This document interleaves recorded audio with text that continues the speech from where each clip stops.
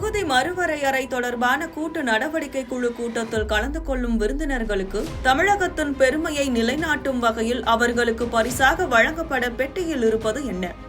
பார்க்கலாம் இந்த காணொளியில்.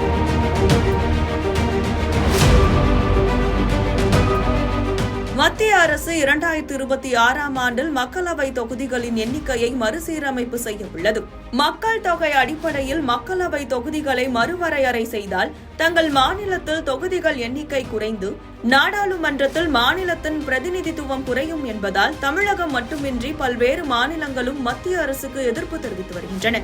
அந்த வகையில் தான் முதல்வர் மு.க.ஸ்டாலின் தலைமையில் மக்களவை தொகுதி மறுவரையறை தொடர்பாக கூட்டு நடவடிக்கை குழுவின் முதல் ஆலோசனை கூட்டம் சென்னையில் நடைபெற்று வருகிறது.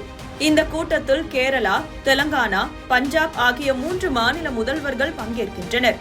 அது மட்டுமின்றி 20க்கும் மேற்பட்ட அரசியல் கட்சியின் முக்கிய பிரதிநிதிகள் கலந்து கொண்டுள்ளனர். பல்வேறு மாநிலங்களைச் சேர்ந்த அரசியல் கட்சி தலைவர்கள் பங்கேற்கின்றனர். இந்த கூட்டத்தில் பல முக்கிய முடிவுகள் எடுக்கப்படும் என எதிர்பார்க்கப்படுகிறது.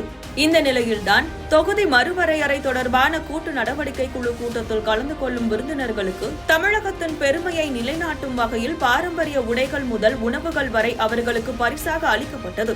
அதில் பத்தமடை பாய், தோடர்களின் சால்வை, காஞ்சிபுரம் கைத்தறி பட்டுப்புடவை, ஊட்டி வர்க்கி, கன்னியாகுமரி கிராம்பு, கோவில்பட்டி கடலை மிட்டாய், ஈரோடு மஞ்சள், கொடைக்கானல் பூண்டு ஆகியவை வழங்கப்பட்டன.